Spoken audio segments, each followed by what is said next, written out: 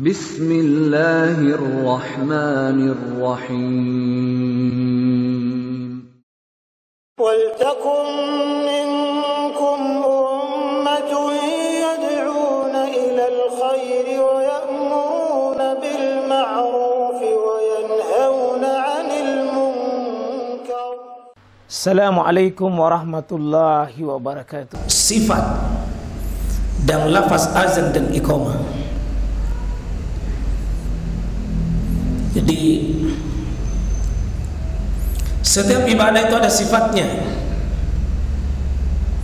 dan mensifatinya karena ini ibadah, apalagi ibadah mahdah, butuh keterangan dari yang memiliki agama ini, yaitu Allah, dan penjelas dari agama ini Rasulullah SAW.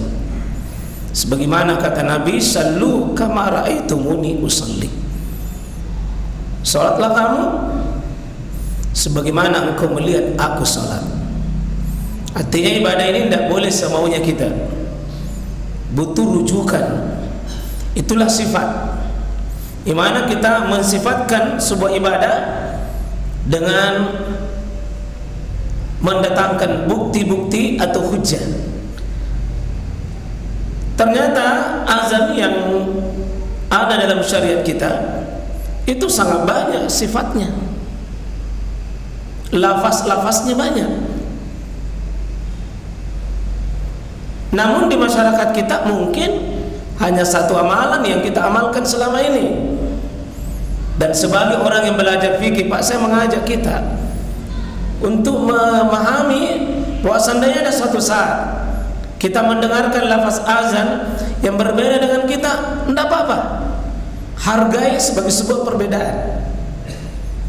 Hargai sebagai sebuah perbedaan. Karena banyak ibadah hari ini, Pak, sebenarnya tenggelam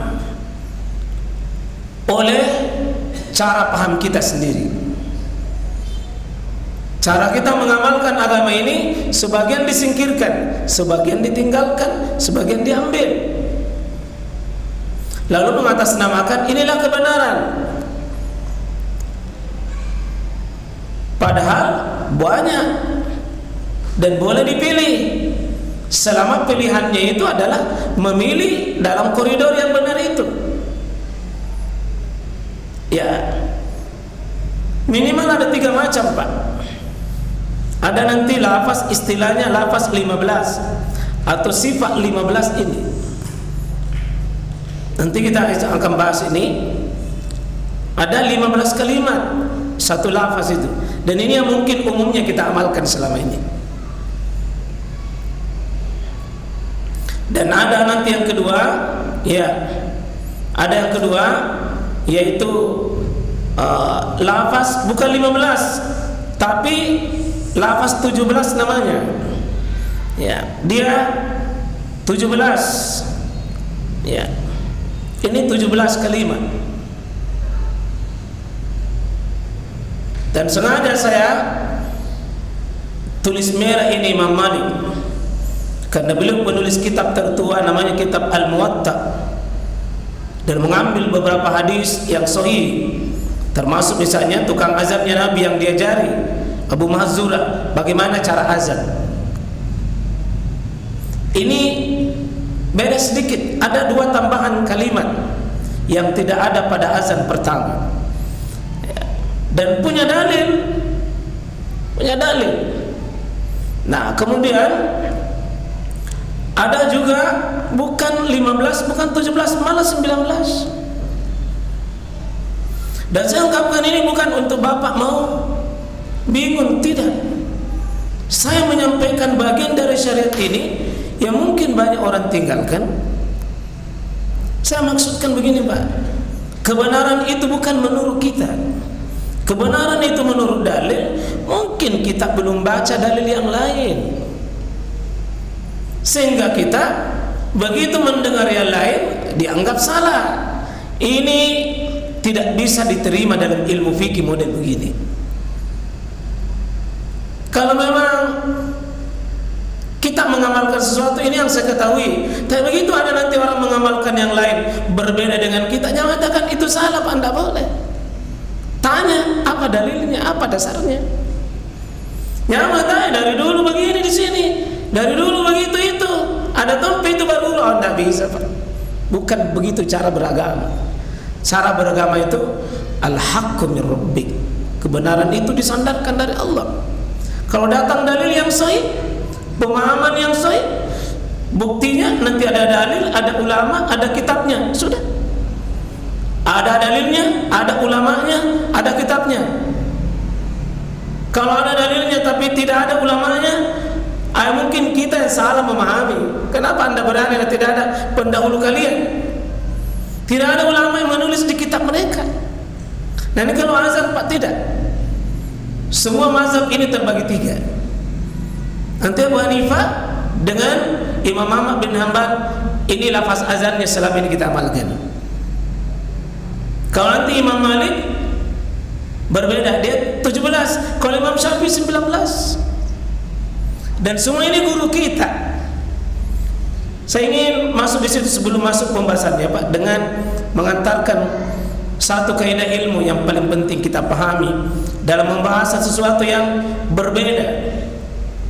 Saya ingin masuk di sini dengan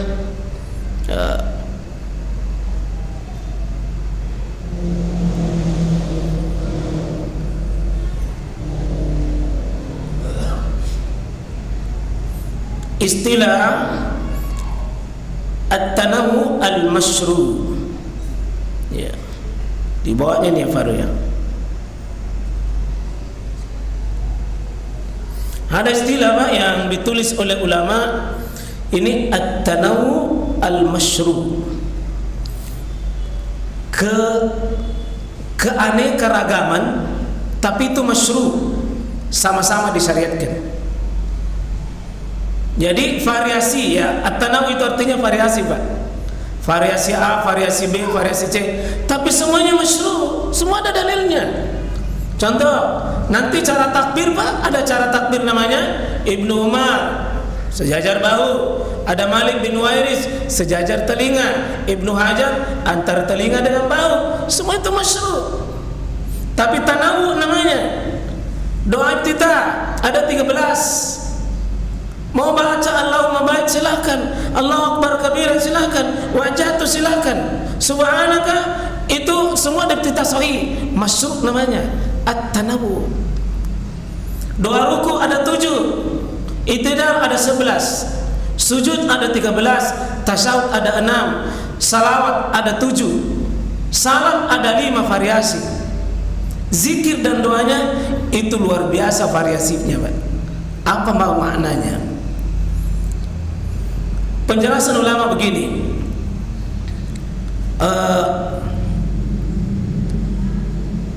ada namanya variasi yang sah dalam ibadah. Variasinya beda, tapi sah sama-sama sah, sama-sama sah.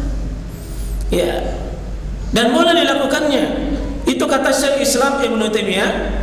Ya, namanya ikhtilaful anwa', perbedaan variasi.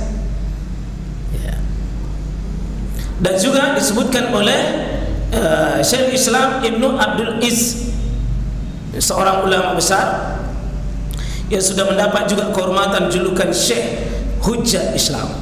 Ya. Juga ada misalnya Imam Syafi'i mengatakan ini kalau berbeda dengan yang lain Pak, seperti azan, bukan berlaku hukum nasikh wal mansukh, bukan hapus menghapus, tidak. Ini sudah dihapus, ini belum, tidak berlaku kaidah itu. Tetap Imam Syafi'i akui dalam kitabnya Ar-Risalah. Nah, juga ya ditulis oleh Imam Asy-Syatibi. Ini Imam Asy-Syatibi Pak, lebih 1000 syekhnya. Beliau mengatakan bahwa perbedaan-perbedaan dalam setiap ibadah Pak, seperti bapak-bapak dalam sholat di sini, tidak perlu diseragamkan, tak perlu. Kita tidak perlu seragam dalam beribadah, tapi sama-sama wajib punya dalil. Punya dalil. Pemahaman kita boleh berbeda, tapi jangan piti kanak-kanak, jangan piti alih-alih, jangan piti jamai-jamai. Tapi semua sandaran sama Nabi. Dan kalau itu boleh, tidak ada masalah. dan seterusnya. Pak, ulama sudah tulis itu istilah. Ada Imam Ibnu Qayyim di kitabnya ini Zadul Ma'ad, beliau katakan bahwa perbedaan seperti itu adalah perbedaan yang bisa dimaklumi. Beliau menulis salawat 40, tuntunan kapan kita pakai itu dalam kitab Jalal Afkam fi salati alal khairil anam. Beragam sekali cara-cara Nabi itu ajarkan salawat kepada kita dan tempatnya. Ya. Seperti juga oleh Syekh bin Baz disebutkan istilah variasi sunnah boleh. Juga demikian oleh Syekh Shalih Al-Utsaimin di kitabnya Syarhul Mumti, beliau katakan ibadah yang dinyatakan dalam tata cara yang berbeda. Sehingga nanti penting kita membawa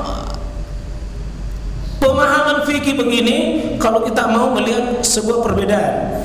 Karena mungkin jemaah sekalian ada di antara kita nanti siapa tahu ada yang berbeda dengan azannya lalu dikatakan itu menyelisih sunnah, padahal ilmu kita yang memang belum sampai di situ.